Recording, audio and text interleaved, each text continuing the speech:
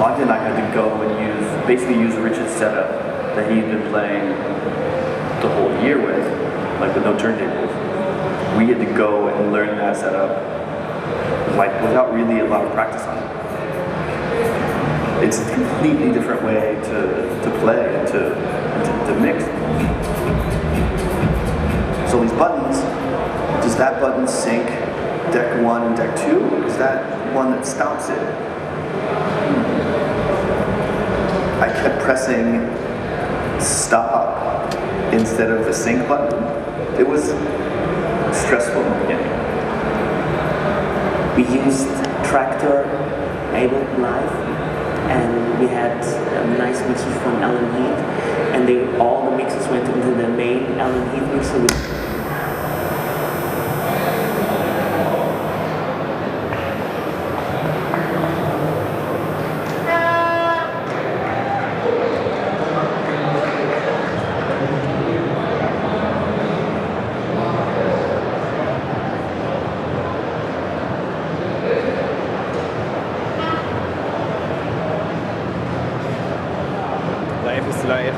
Passiert, aber das nennt man wohl einen Vorführeffekt.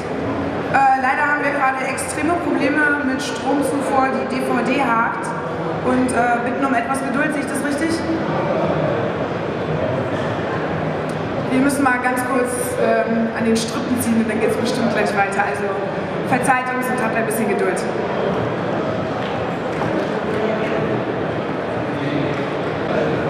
Okay, dann haben wir ja schon ein bisschen was gesehen, was wir ja auch schon besprechen können. Actually, it's a break that we didn't plan, but we've seen quite a few things, and maybe you can tell us a bit about what we saw. We were in Detroit, was it? Yes, this was taken in Detroit. It was the first show that we actually had done. There was very little rehearsal. You sort of saw the setup that everybody had. Or was it the first show ever for Contact?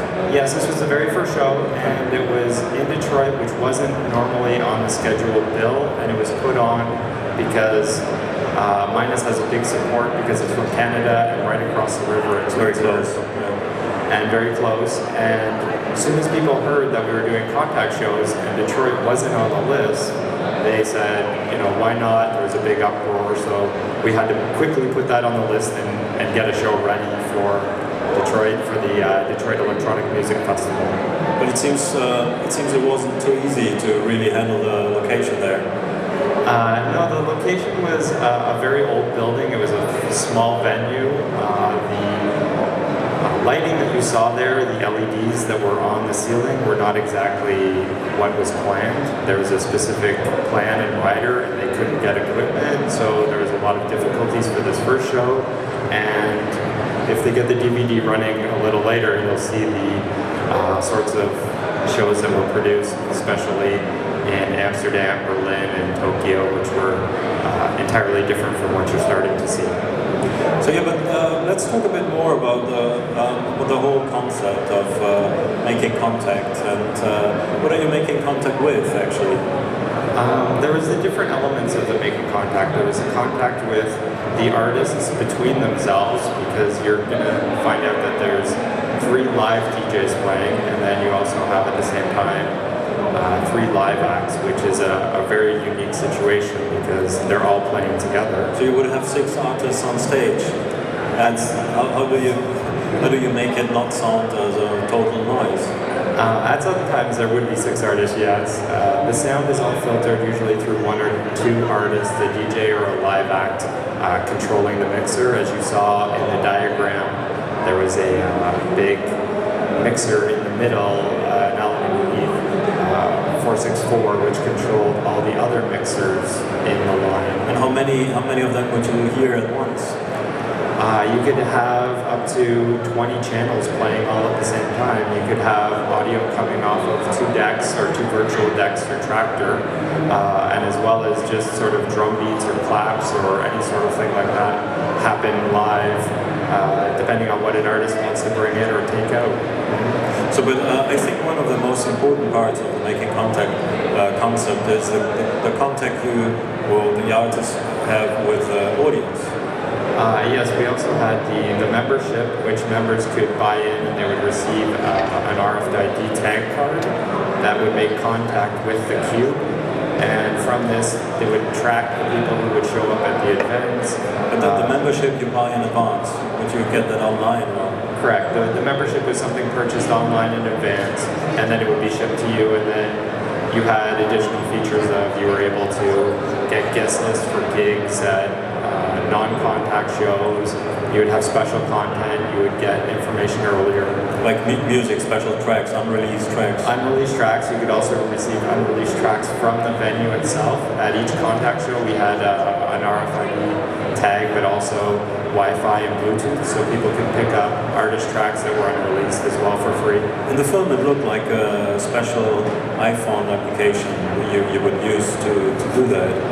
Yes, we also had the iPhone application, which allowed users to post messages and read messages in the venue and outside the venue, and also this would be online as well, so people could use it with a normal web browser.